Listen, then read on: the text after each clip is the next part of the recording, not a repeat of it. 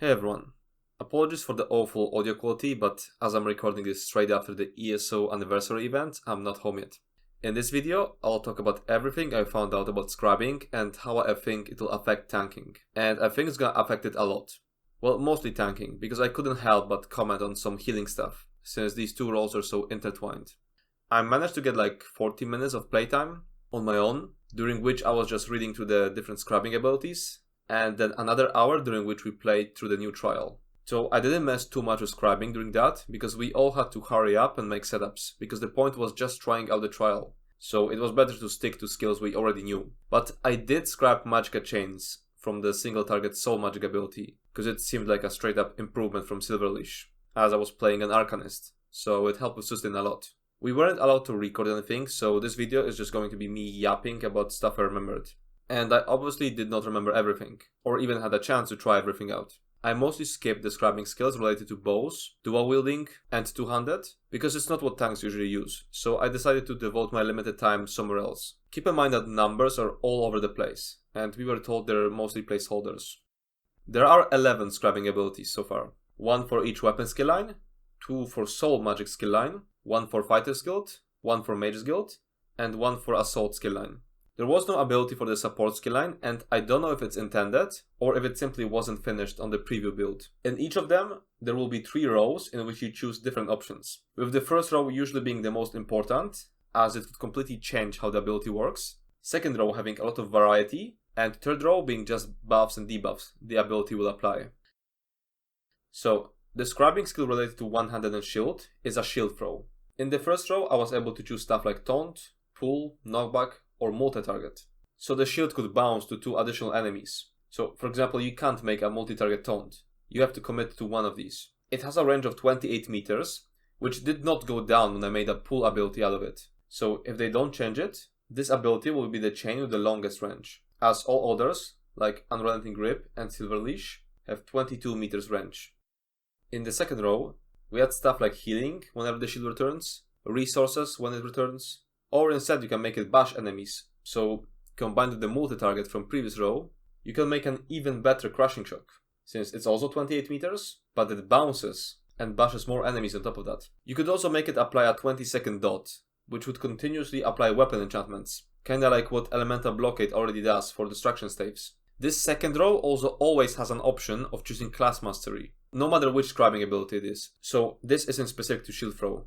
The class mastery is an effect that's different depending on the class. For example, for DK, this was a buff that would give you weapon and spell damage, and damage reduction that scaled up based on the amount of enemies around you. For Arcanist, the class mastery is just generating 1 cracks, so you can generate it with scribing abilities.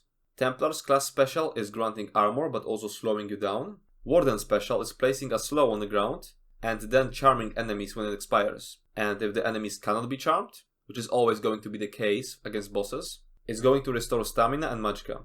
Necromancer's special consumes all corpses to grant you bonuses, or generates a corpse if there are none on the ground. Nightblades restore resources if the target was above 50% HP, and get increased crit chance if the target was below 50%. And Sorceress gets some pet stuff. The third row was mostly debuffs. Off the top of my head, it was stuff like Major Cowardice, Major Maim, Off Balance, but also buffs like Major Resolve or Major Evasion for you, which is going to be great since unless you're a Nightblade, you don't really have an easy access to Major Evasion. The Destruction Staff skill was a rather long channel that plays a big AoE on the ground. The first row was stuff like all types of elemental damage, so Flame, Frost and Shock, but more importantly, I remember it also having a Dispel option, so you could remove enemy AoEs with it. I'm assuming it would work the same as Sorcerer's Negate Ultimate, but since it's not an ultimate, it could be way more practical. The only thing I distinctly remember from the second row is that you could make it apply all elemental stats effects on hit, kinda like elemental susceptibility. Third row had all kinds of debuffs, like Breach, Cowardice, but what's probably most interesting for tanks is Minor Brittle, and the timer on it was 20 seconds, though that might have been a placeholder. But still, it would allow you to apply Brittle in a quite big AoE. Restoration scribing skill is basically guard, though it transfers only 15% damage to you. The first row had stuff like healing, damage shields, or resource restoration for your tethered ally.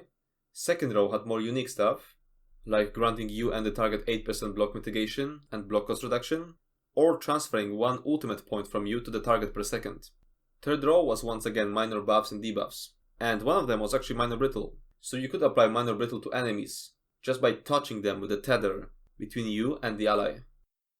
The Soul Magic skill line has 2 skills, and I actually managed to make use of the single target one during the short trial test. So once again, I don't remember all the options, but in the first row I chose Pull, in the second row I chose Resource Restore, so whenever I use the skill I would restore 1000 magicka and stamina, and in the third row I chose Major Breach. I feel like this is something every non-DK tank is going to want to use. Not necessarily with the Resource Restore and Major Breach, but having access to magicka chains is going to be great. The second Soul Magic skill was an AoE blast around you, and what's the best thing about it is that you could choose Pull in the first row, so it would function basically like Vateshran's Sword and Board. From what I remember, second row had all kinds of stuff. I don't remember all the options, but I do remember I went with a 30% slow, because it felt like the best option at the time. And in the last row, I chose Minor Breach. So I had a skill that was basically Vateshran's Sword and Board, but it had no cooldown, it additionally slowed enemies, and additionally applied Minor Breach. I know Vateshran also applies Major Maim, but this Scribing ability can do it too. You can choose Major Maim in the last row instead of Minor Breach, if that's what you like. So I feel like this is going to completely replace Vateshran, because it's a straight up upgrade. You're not even losing a skill slot, because Vateshran forced you into slotting useless Power Bash anyway. The Fighter's Guild ability is the Torch Swipe, which is a 2-second channel during which you swipe a torch in front of you 3 times. The first row can fundamentally change how this ability works, because if you choose any of the damage options, then well, it's going to deal damage, and later options will apply debuffs to enemies. But you can also choose to turn it completely into a healing ability. The swipes will do no damage, and thus apply no debuffs to your enemies, but they'll instead heal your allies. And if you later choose stuff like Minor Heroism, it will be applied to all the allies you've healed with it. Another supportive option, other than healing, is granting your allies ultimate when you swipe at them, which just like with healing, will apply the buffs you'll choose later to them. So you could make it a swipe that restores ultimate to your allies, and grants them for example Minor Courage or Minor Force.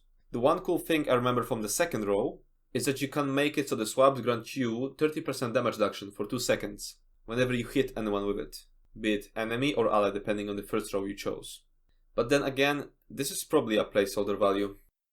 The Mage's Guild ability places a rune on you that triggers whenever you cast any ability while being under 50% stamina or magicka.